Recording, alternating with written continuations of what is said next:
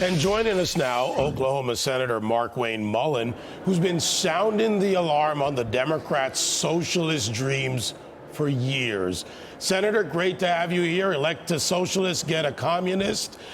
Are the Democrats going to go all the way on this one? And what about the House? What do you think? David, they have to go all the way because this is the new Democrat Party. Think about who's leading the Democrat Party nationally. You have Jay Paul, you have AOC, and you have Bernie Sanders. All have claimed to be socialist. Why wouldn't they get around the New York City, possibly mayor, that is a socialist / communist, and he doesn't even hide from it. And this is what I've said multiple times, David. There's three things that a socialist government has to control. They have to control health care, they got to control education, and they got to control your groceries. He is putting the stamp on finishing the socialist program to socialize New York and New York City by saying we're going to take over the grocery stores. They already had the education. They already take over the health care. By the way, they already have housing because when you have rent control and you freezing rent, you control housing too.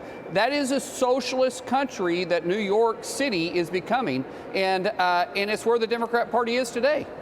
Senator, but it is a good sign that these Democrats have to focus on a city mayor because the Republicans, you said healthcare, and let's start with healthcare. The Republicans just downsized at least slowed the growth of Medicaid, which was designed to be socialized health insurance. It was designed to take over health care in this country. And you just threw up a giant roadblock in front of it with the big, beautiful law that was just passed. Secondly, education. Well, guess what?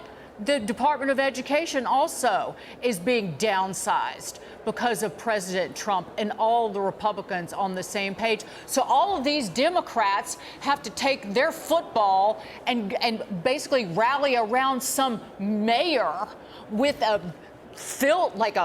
social media filter over his face and a mama who's a film director to make him look palatable. You know, again, you're absolutely correct. And this is what's good about President Trump and his policies.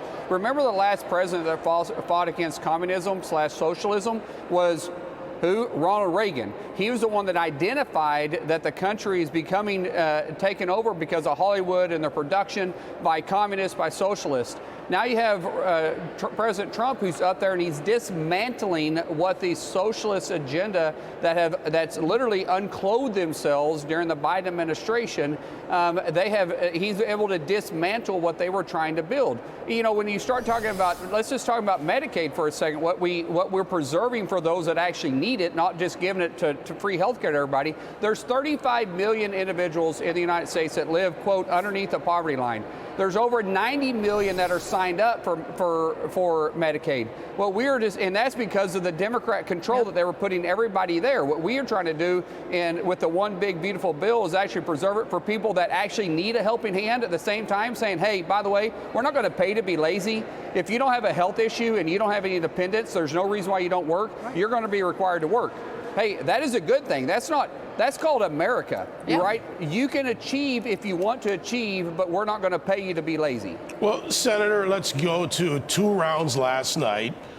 3 rhinos, Murkowski, Collins, and McConnell, and it took the president of the Senate, J.D. Vance, to get it through. But we're on to the next step, those DOGE cuts. Where are you today in this process? Because this has got to get to the House tomorrow.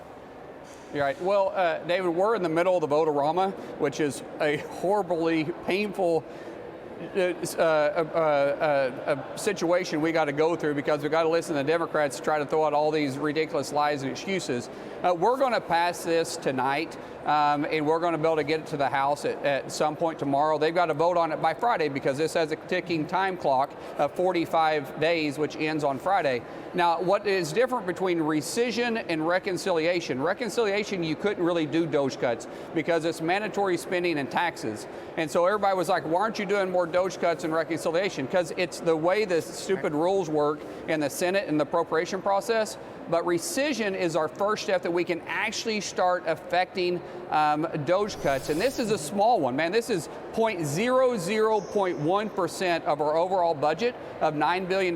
But every penny counts when you're trying to get your fiscal house in order.